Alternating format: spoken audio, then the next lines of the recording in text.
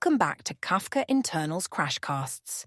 I'm your host, Sheila, and today we're diving deeper into the world of Kafka monitoring. We're currently in Level 3, Jedi Master, exploring the internal architecture and advanced topics of Kafka.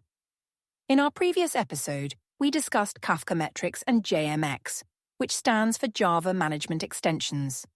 Now we're taking it a step further by looking at powerful monitoring tools, Prometheus and Grafana. Victor, are you ready to help our listeners become monitoring masters? Absolutely, Sheila. I'm excited to explore these essential tools for keeping Kafka clusters healthy and performing well. Before we dive in, listeners should be familiar with basic Kafka concepts and have a general understanding of monitoring principles.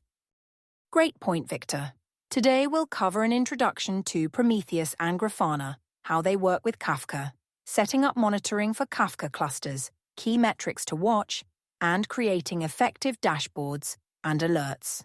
But first, let's start with a quiz question for our listeners. Here goes. In a Kafka cluster with 5 brokers and 100 topics, approximately how many metrics should you expect to monitor for comprehensive coverage? Ooh, that's an intriguing question, Sheila. It really makes you think about the scale of monitoring in a Kafka environment. Without giving away the answer, I'd say it's important to consider that each broker will have its own set of metrics, and then there are topic-level metrics as well. Plus, don't forget about producer and consumer metrics. It's definitely more than most people might initially guess. You're right, Victor. It's a complex question that highlights the importance of robust monitoring tools. Now, let's start with the basics. Can you give us a quick introduction to Prometheus and Grafana? Certainly. Prometheus is an open-source monitoring and alerting toolkit, originally developed by SoundCloud. It's designed to be reliable and scalable, making it perfect for monitoring distributed systems like Kafka. Grafana, on the other hand, is a multi-platform open-source tool for creating visual dashboards and alerts. Together, they form a powerful combination for monitoring, with Prometheus collecting and storing metrics, and Grafana turning those metrics into easy-to-understand visualizations. That's a great overview. So how do these tools specifically work with Kafka? Great question. Kafka doesn't naturally provide metrics in a format that Prometheus can use, so we need to use something called an exporter. The most common one is the Kafka exporter, which takes Kafka's metrics and converts them into a format Prometheus can understand. Once set up, Prometheus regularly collects these metrics from the exporter, and Grafana can then use this data to create dashboards. I see. So Prometheus is like the data collector and storage, while Grafana is the pretty face that makes the data understandable. Can you walk us through the basic setup process? Of course. First, you'll need to install the Kafka exporter on each of your Kafka brokers. Then you configure Prometheus to collect metrics from these exporters. This involves adding some settings to a Prometheus configuration file. Finally, you'll set up Grafana and connect it to Prometheus as a data source. From there, you can start creating dashboards. That sounds straightforward enough. But I'm curious, what are some of the key metrics we should be monitoring in a Kafka cluster? Great question. Some critical metrics include how much CPU and memory the brokers are using, disk usage, network throughput, how many requests are coming in, and how long they're taking to process. For topics, you'll want to monitor things like how many messages are being processed per second, how much data is flowing in and out, and whether consumers are falling behind in processing messages. It's also important to keep an eye on any partitions that aren't properly replicated or are offline, as these can indicate cluster health issues.